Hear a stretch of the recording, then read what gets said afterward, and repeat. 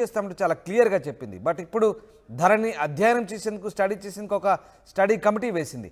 So ఈ committee ఎలాంటి report ఇచ్చే అవకాశం ఉంది? ఒకవేళ కమిటీ ఇచ్చే రిపోర్ట్ని బట్టి ధరణి పోర్టల్ను రీకన్స్ట్రక్షన్ చేస్తారా, లేదంటే ధరణిని పూర్తిగా రద్దు చేసేందుకే ఈ ట్రిక్స్ అన్ని ప్రభుత్వం ఈ రకంగా ఈ కమిటీలో దీంతో ఈ రకంగా ఒక నివేదిక తెప్పించుకునే అవకాశాలు ఉన్నాయా? చుట్టే మొన్న తెలంగాణ ఎన్నికల రాజకీయం అంతా కూడా నడిచింది. దాదాపు కాంగ్రెస్ ప్రతిపక్ష పాత్ర పోషిస్తున్నటువంటి సమయంలో ధరణి పోర్టల్ ద్వారా తీవ్రంగా రైతులు నష్టపోయారు. కొన్ని లక్షల మంది రైతులకు సంబంధించినటువంటి భూములు కరెక్ట్ గా చూపించట్లేదు ధరణి పోర్టల్లో. ఇప్పుడు ఎగ్జాంపుల్ 5 ఎకరాలు ఉన్నటువంటి రైతుకి పట్టా, పాసు పుస్తకాలు ఇవన్నీ ఉన్నప్పటికీ కూడా వారికి రైతు బంధు ప్రభుత్వం నుంచి పడేటువంటి పెట్టుబడి సహాయం పొందేటువంటి సహాయం కూడా ప్రతి సంవత్సరం 2 సార్లు బ్యాంక్ అకౌంట్లో పడుతున్నప్పటికీ కూడా 5 ఎకరాలకు ఎగ్జాంపుల్ తీసుకుంటుంటే, కానీ ధరణి పోర్టల్కి వచ్చేసరికి 3 నుంచి 3 ఎకరాలు 4 ఎకరాలు చూస్తున్నటువంటి పరిస్థితి. మరొక ఎకరం పాఠ్య పుస్తకాలు, పట్టా పుస్తకాల్లో ఉన్నప్పటికీ కూడా మిగతా వారి డీటెయిల్స్ లో చూస్తున్నటువంటి పరిస్థితి కలపడంతో తీవ్ర ఆందోళనకు గురయ్యారు రైతులు. తీవ్రమైనటువంటి కంప్లైంట్స్ వచ్చాయి. ధరణి పోర్టల్ కి సంబంధించి సోమేష్ కుమార్ పైన తీవ్రమైన ఆరోపణలు చేసింది కాంగ్రెస్. గత ప్రతిపక్ష పాత్ర పోషిస్తున్నటువంటి సమయంలో ఇప్పుడు అధికారంలోకి వచ్చారు. ఆ సమయంలోనే హామీ ఇచ్చారు, ఎన్నికల మేనిఫెస్టోలో కూడా పెట్టారు, ధరణి తీసేది, ధరణి ప్లేస్ లో కొత్తగా భూమాత పోర్టల్ తీసుకొస్తామని చెప్పారు. కానీ ఇప్పుడు తీసుకుంటే ధరణిపై కమిటీ ఏర్పాటు చేస్తారు. ఈ కమిటీలో 4 సభ్యుల్ని ఇచ్చారు. మొత్తం మెంబర్ కన్వీనర్ గా సిసిఎల్ఏ ఉంటారు. సభ్యులుగా కాంగ్రెస్ సీనియర్ నేత కోదండరెడ్డి ఉంటారు. కోదండరెడ్డి ప్రస్తుతం కాంగ్రెస్ పార్టీకి సంబంధించినటువంటి కిసాన్ సెల్ కి సంబంధించిన సెల్లో పనిచేస్తా ఉన్నారు. సో ఆయన సీనియర్ నేత. ధరణి వల్ల ఉన్నటువంటి సమస్యలు ఏంటి, క్షేత్రస్థాయిలో రైతులు ఏ రకంగా ఇబ్బంది పడుతున్నారు అనేటువంటి అంశాలపైన అధ్యయనం చేస్తారు. ఈ ధరణి అంశానికి సంబంధించి పూర్తి స్థాయిలో పిసిసికి నివేదిక ఇచ్చింది కూడా కోదండరెడ్డి, కాంగ్రెస్ పార్టీ సీనియర్ నేత. చాలా సీనియర్, ఏజ్ వృద్ధుడు. ఆయన రేవంత్ రెడ్డితో చాలా సార్లు భేటీ అయ్యారు. ఆయనను ఇందులో సభ్యులుగా పెట్టినటువంటి పరిస్థితి ఉంది. సో ధరణిని తీసేసే కంటే ముందు దీనిపైన అధ్యయనం చేస్తారు. దీంట్లో ఇంకొక మరికొంతమంది మాజీ ఐఏఎస్ అధికారి రేమండ్ పీటర్ని కూడా నియమించడం జరిగింది.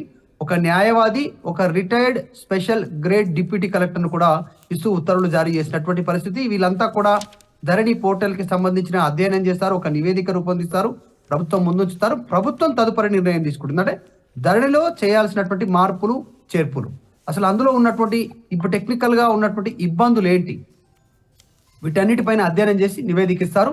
దాని తర్వాత ధరణి పోర్టల్ అనేటువంటిది భూమాత పోర్టల్ గా మారే అటువంటి అవకాశం ఉంది. అంటే ఇప్పుడు ఉన్నటువంటి ధరణిని పూర్తిగా రద్దు చేయడానికి కాంగ్రెస్ ప్రభుత్వం ఇమ్మీడియట్ గా నిర్ణయం తీసుకోవడానికి సిద్ధంగా లేదు. ప్రతిదీ కూడా ఎంక్వైరీ, దానికి ఎక్స్పర్ట్ ద్వారా ఇచ్చేటువంటి సలహాలు, సూచనల ద్వారా వాళ్ళు ఇచ్చేటువంటి నిపుణులు ఇచ్చేటువంటి ఒక నివేదిక, ఆ నివేదిక తర్వాత ప్రభుత్వం నిర్ణయం తీసుకుంటుంది. మరి గతంలో ఇచ్చినట్టుగా కూడా పూర్తి రద్దు చేసి కొత్త పోర్టల్ని అందుబాటులోకి తెస్తామని చెప్పారు. ధరణి కంటే అత్యాధునికంగా, అంటే తెలంగాణ ప్రజలకు సంబంధించినటువంటి భూ హక్కులు, భూమికి సంబంధించినటువంటి డీటెయిల్స్ ఇవన్నీ థర్డ్ పార్టీ చేతిలో ఉండకుండా తెలంగాణ ప్రభుత్వమే నిర్వహించేలా నిర్ణయం తీసుకుంటామనేది గతంలో వాళ్ళు చెప్పడం జరిగింది. సో ప్రభుత్వంలోకి వచ్చారు కాబట్టి కొన్ని కీలక నిర్ణయం అనేది చెప్పవచ్చు. ధరణి పైన వరుసగా కొన్ని సెన్సేషన్ నిర్ణయాలు తీసుకుంటున్నారు. మనం చూస్తా ఉన్నారు రామ్. ఒకటి 6 గ్యారెంటీలకు సంబంధించి, అటు ఇరిగేషన్, అటు విద్యుత్తు, తర్వాత అనేక అంశాలపైన ఫోకస్ పెడతా ఉంది కాంగ్రెస్ ప్రభుత్వం వచ్చిన తర్వాత. సో ఇప్పుడు ధరణి మీద కూడా కమిటీ వేయడంతో సర్వత్రా చర్చ కొనసాగుతుంది. ధరణి విషయంలో కాంగ్రెస్ ప్రభుత్వం ఏ నిర్ణయం తీసుకుంది, వీళ్ళు ఏ నివేదిక ఇస్తారు, ఏ అంశాలను పరిశీలించనున్నారు అనేటువంటిది. కానీ కొన్ని వేల మంది రైతులు ఇప్పుడు కంప్లైంట్ చేస్తున్నారు. వారి కంప్లైంట్స్ అలాగే ఉండిపోయే, పరిష్కారం కాలేదు. సో ఇప్పుడు కీలక నిర్ణయంగానే భావించాల్సినటువంటి అవసరం ఉంది. రైట్, అంటే కమిటీ ఇచ్చే రిపోర్టే ఇప్పుడు కీలకంగా మారే అవకాశం ఉందా మధు? ఖచ్చితంగా కమిటీ ఏ రిపోర్ట్ ఇస్తుంది అనేటువంటిది. ఎందుకంటే గతంలోనే ఆరోపణలు చేసింది కాంగ్రెస్ ప్రతిపక్షంలో ఉన్నప్పుడు, చాలా కీలకమైనటువంటి ఆరోపణలు చేస్తారు. మరి వీళ్ళు ఇచ్చేటువంటి నివేదిక ఏరిక ఉంటుంది, ఎలాంటి సిఫారసు చేస్తారు, మరి పోర్టల్ పునర్నిర్మాణానికి సంబంధించి ధరణి పోర్టల్ ఏదైతే ఉందో అందులో ఉన్నటువంటి మిస్టేక్స్ ఏంటి, టెక్నికల్ గా జరుగుతున్న ఇబ్బందులు ఏంటి అనేటువంటిది. ఎందుకంటే రైతులు ఇందాక చెప్పుకున్నట్టు, మనం మాట్లాడుకున్నట్టు కొన్ని తీవ్రమైనటువంటి ఇబ్బందులు ఉన్నారు. వాళ్ళకి పాస్ పుస్తకాలు ఉన్నా తరతరాల నుంచి వాళ్ళ తాతలు, తండ్రులు, ఇప్పుడున్నటువంటి తరం కూడా ఆ భూమిని అనుభవిస్తున్నప్పటికీ, వ్యవసాయం చేస్తున్నప్పటికీ, దాన్ని పొలాన్ని సాగు చేస్తున్నప్పటికీ కూడా ఒక్కసారి ధరణి రావడంతో అందులో ఎకరంన్నర మాయమైనటువంటి పరిస్థితి. కొద్దిమంది కొన్ని గుంటలు మాయాయి, కొన్ని గుంటలు మాయమైనటువంటి పరిస్థితి. సో ఇలా ఇబ్బందులు ఉన్నాయి. కొన్నేమో వేరే సర్వే నెంబర్లో చూపిస్తా ఉన్నాయి, వేరే వ్యక్తుల పేర్లలో చూపిస్తా ఉన్నాయి. దీనివల్ల భూతగాదాలు అవుతున్నాయి, చాలా తీవ్ర మనోవేదనకు గురవుతా ఉన్నారు కొద్దిమంది. సో ఇలా ఉన్నాయి. కొన్నేమో అసలు చూపించట్లేదు, రిజిస్ట్రేషన్ అవ్వట్లేదు. ఆ ధరణి పోర్టల్లో కూడా నిషేధిత జాబితాలో కొన్ని భూములు చూపిస్తా ఉన్నటువంటి నేపథ్యం.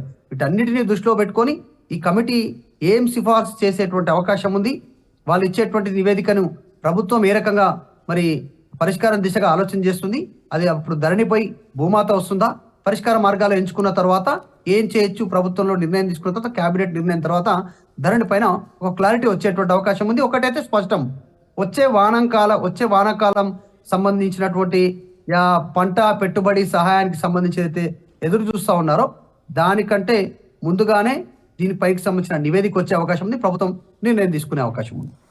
Right, thanks for the update Madhu. ఇది మొత్తం మీద ధరణి పోర్టల్పై అధ్యయనానికి ప్రభుత్వం కమిటీ ఏర్పాటు చేసింది. 5 సభ్యులతో ఈ కమిటీ ఏర్పాటు చేశారు. M Kodandareddy, retired IAS Raymond Peter, advocate Sunil, మాజీ డిప్యూటీ కలెక్టర్ మధుసూదన్ కమిటీలో సభ్యుడిగా, అలాగే CCLA మెంబర్ కన్వీనర్ కూడా ఉండబోతున్నారు. ధరణి పోర్టల్పై అధ్యయనం చేయబోతుంది కమిటీ.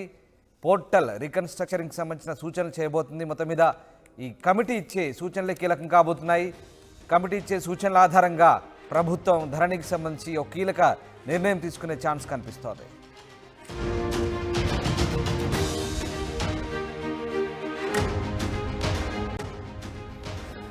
బ్రేకింగ్ న్యూస్ చూస్తున్నాం. ధరణి పోర్టల్పై అధ్యయనానికి కమిటీ ఏర్పాటు చేసింది ప్రభుత్వం. కమిటీలో 5 సభ్యులు ఉండబోతున్నారు. సభ్యులుగా M Kodandareddy, retired IAS, Peter, advocate Sunil, మాజీ డిప్యూటీ కలెక్టర్ మధుసూదన్ కమిటీలో సభ్యుడిగా,